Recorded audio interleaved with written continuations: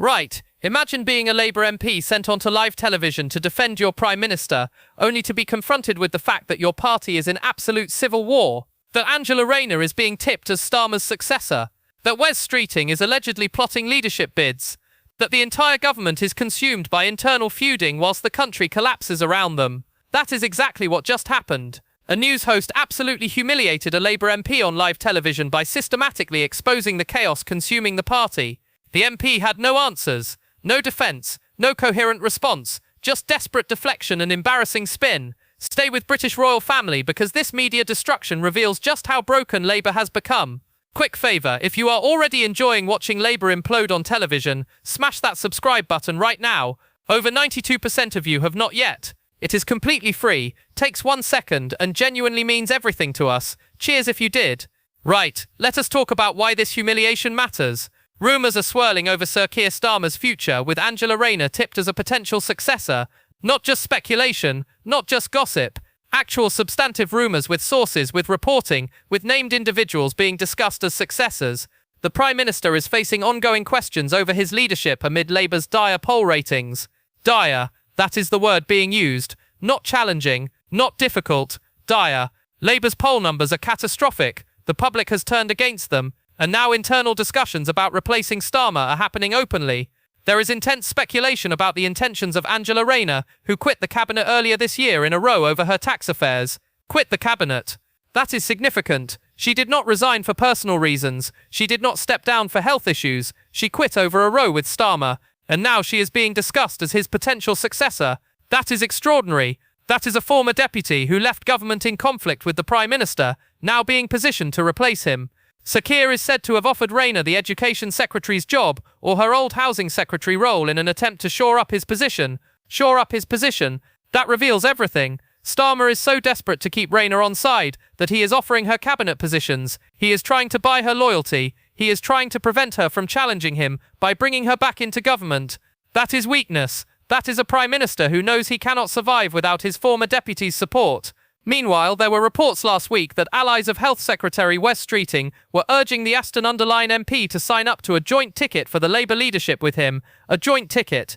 Rayner and Streeting running together. That is not speculation. That is active plotting. That is senior Labour figures discussing specific arrangements for a leadership challenge. That is the early stages of a coup being organised openly. But a source close to the former Deputy Prime Minister insisted that she will not be played like a pawn. They said, there is no vacancy and there is no pact. Amid all the stirring and silly games, Angela is focused on representing her constituents and ensuring that this government delivers. Angela is made of tough stuff and she will not be played like a pawn. Will not be played like a pawn. That is Rayner distancing herself from Streeting whilst keeping her options open. That is her saying she will make her own decisions in her own time. That is not a denial that she is positioning herself. That is simply a denial that she is coordinating with Streeting right now. A spokesperson for Streeting also described the claims as completely untrue. Completely untrue. Standard political denial. Which means absolutely nothing because every politician denies everything until the moment they actually do it. Streeting was forced to deny plotting to unseat Sir Keir Starmer last month and criticised a toxic culture in Downing Street after anonymous briefings against him. Toxic culture. That is Streeting publicly attacking Downing Street. That is Streeting making clear he thinks the Prime Minister's operation is dysfunctional. That is not loyalty. That is preparation for a challenge. It was reported that the attacks on Streeting were a ploy to warn off potential leadership contenders, although the Prime Minister has said he was assured they did not emanate from Number 10. A ploy. Anonymous briefings designed to destroy Streeting's reputation before he could mount a challenge. Except the briefings backfired because they made Starmer look weak and vindictive. And now Starmer is claiming they did not come from his office, which makes him look either dishonest or unable to control his own team.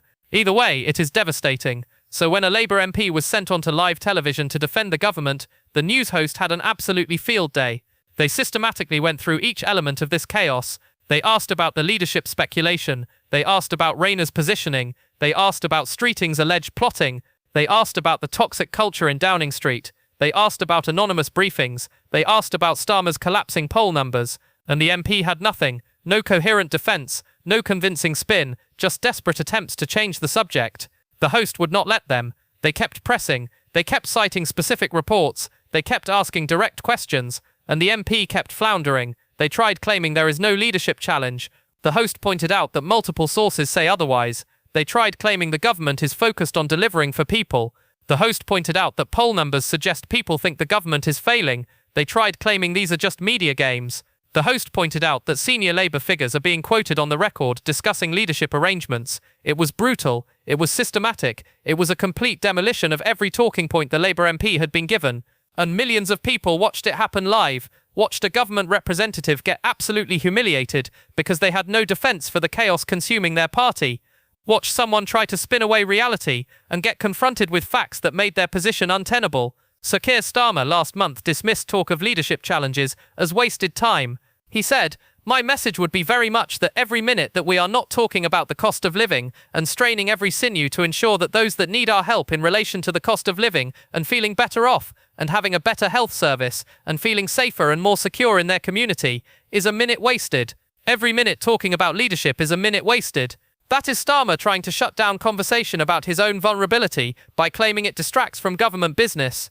But here is the problem. The reason people are talking about leadership challenges is because the government is failing. Poll numbers are dire because voters think Labour is not delivering. Leadership speculation exists because Starmer cannot control his party. You cannot dismiss these conversations as distractions when they are symptoms of fundamental governmental dysfunction. Starmer wants everyone to stop talking about his weakness and focus on his policies. But his policies are failing, which is why people are talking about his weakness. The news host made this point devastatingly. They pointed out that if the government were succeeding, if poll numbers were strong, if the public were satisfied, there would be no leadership speculation. The fact that multiple senior Labour figures are being discussed as potential successors is proof that the government is failing. You cannot separate the leadership crisis from the policy failures. They are connected. They are symptoms of the same underlying problem. Starmer is weak, his government is ineffective, and his party knows it. The Labour MP tried to push back, tried to claim the government has achieved things, tried to list accomplishments. The host systematically demolished each claim. They pointed out broken manifesto promises. They cited economic data showing stagnation. They referenced the tax increases that have made people worse off. Every defence the MP attempted was met with facts that contradicted it. Every spin attempt was exposed as hollow. By the end, the MP looked absolutely defeated. They had gone on television to defend their government and had been completely humiliated. They had tried to dismiss leadership speculation and been confronted with evidence it is real. They had tried to claim success and been shown failure. They had tried to spin chaos as normal governance and been exposed as delusional. It was a masterclass in journalistic interrogation and political humiliation combined.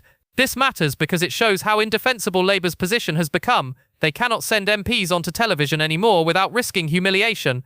They cannot defend their record without being confronted with contradictory evidence. They cannot dismiss leadership speculation without looking foolish. They are a government in crisis with no coherent message and no effective defence. And when the media starts systematically exposing that reality, when news hosts start humiliating government representatives on live television, the end is approaching fast.